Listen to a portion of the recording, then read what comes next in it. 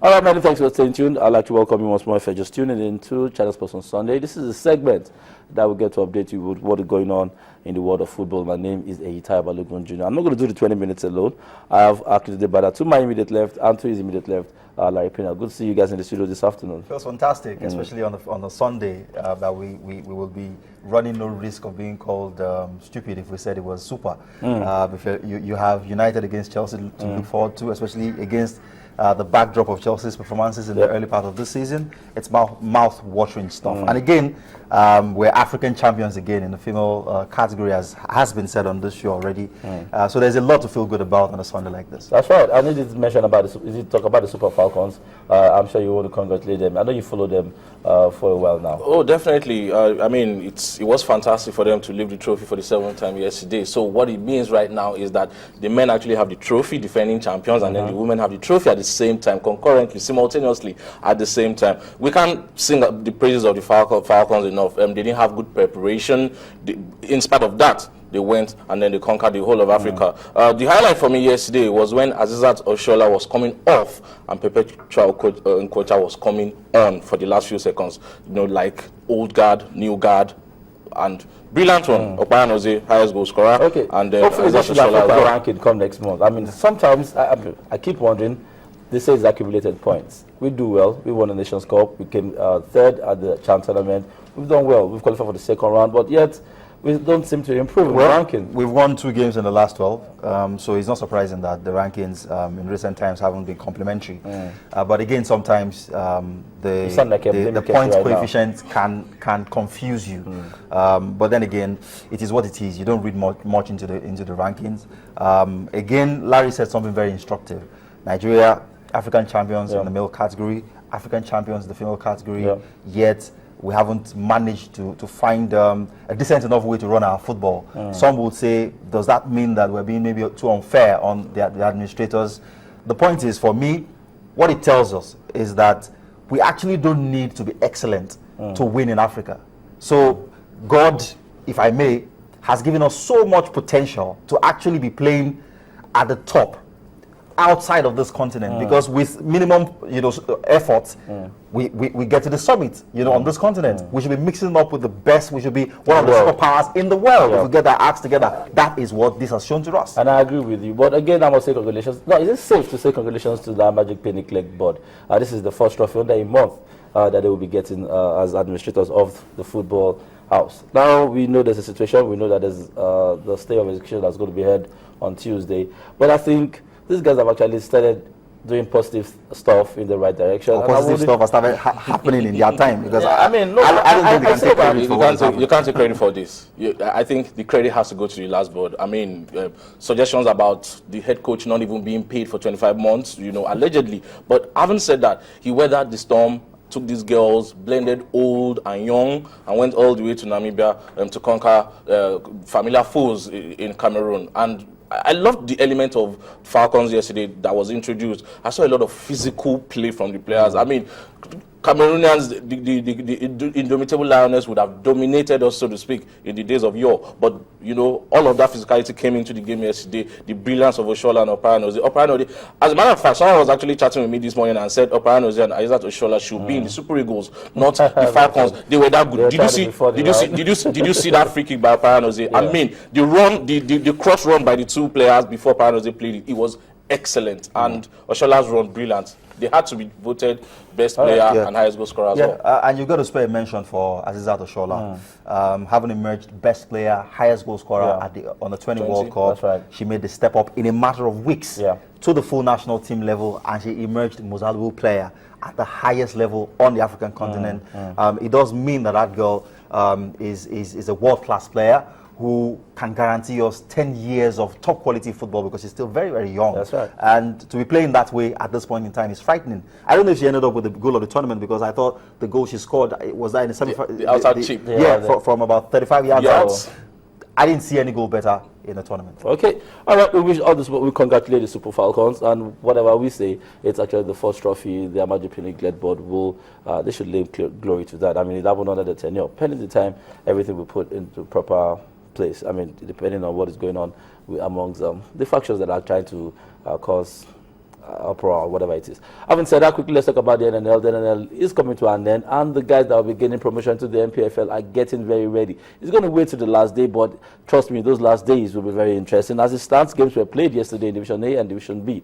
Remember, Division A as they're going to play 30 games in the tournament. They played about 27 games so far, 28 games and 2 more games to go. Results: Division A, we have Adamawa United playing 2-0 over Kwara. Wiki Tourists defeated Sokoto United 2-1. Niger Tornadoes played 1-0 over Kogi United. Jigawa Golden Stars played 2-0 over DSSFC. FRSC defeated Mighty Jets by a lone goal. Other scorelines coming through: we saw 3SC in Division B defeat MFM 2-0. COD losing at home to First Bank. I mean, you would wonder what is wrong with COD this season, but I mean, they said it well. That fixture is home for both of them. Do you understand? It matter? They need to pick points. They're struggling with delegation right now. So it's not like home or away. Like we'll still see today El Kanemi, Kano Pillars. That's right. Ben Insurance plays 0-0 with Aqua Starlets. Prime FC defeated the BS 3-0. Gateway FC defeated the Kitchen by a lone goal, and Abia Comets defeated Gabros also by a lone goal. As it stands, 3SC look good to actually gain promotion back into the NPFL. I'm sure about people can't wait to see 3SC back in the NPFL. Crown FC did not do them justice. No, they didn't do justice. You know, last season it was Crown coming up, 3SC going down. This season it's going to be the reverse, in my own opinion. Crown is Crown is almost condemned. I mean, losing scandalously at home, 0-3 to Rangers, 7-1. We are Warri Wolves and all of that, so they are almost condemned. But for 3SC, they won again yesterday, and it's a long time they've considered Adama Simba Stadium. And as it stands right now, they're just about one more victory away from qualifying, and hopefully maybe that will come when they play Aqua Starlets in the last game of the season. But for Gabros, it was poor for them to have lost yesterday, and it means for a team like First Bank who won away at COD, they will catch up with the rest of the pack. So as it stands, Aqua Starlets still in the run, Gabros still in the mix, of course, First Bank, and then 3SC, of course. Okay, all right, guys, let's talk about the NPFL as it stands, because that's where they need to gain promotion to. Now, games we will play today is like Super Sunday in the local league today. So many games. Bayelsa United will take on Dolphin. Crown FC will play host to Abia Warriors. El Kanemi will take on Kano Pillars. Gombe United will take on Enugu Rangers. Atlan will take on FC Taraba. Kaduna will take on Giwa FC. Lobby Stars will play Aqua United. Nasarawa will play Sunshine Stars. Nebe will take on Eyimba, and Sharks will play host to Warri Wolves. That's what it looks like. Those are the fixtures on your screen. Kano Pillars, Warri Wolves, and Eyimba. Oh, well, Larry Pennell just said now that Pillars are supposed to be away in this fixture, but they're actually going to be playing at home because it's a Kano derby between themselves and El Kanemi. And if they win this game and other combination of results go in their favor, it would look like Kano Pillars are home and dry. You know, though I've always maintained I'd like to see a photo finish, a league that's decided with maybe the last kick of the last round of games. So I'll be hoping that doesn't happen, but it's a possibility that El Kanemi and Kano Pillars, if it goes in Kano Pillars' favor, and the other teams, Warri Wolves, Eyimba, and Dolphins, I mean, out of it, obviously, Kano Pillars and Warri Wolves falter, then Kano Pillars will be coasting.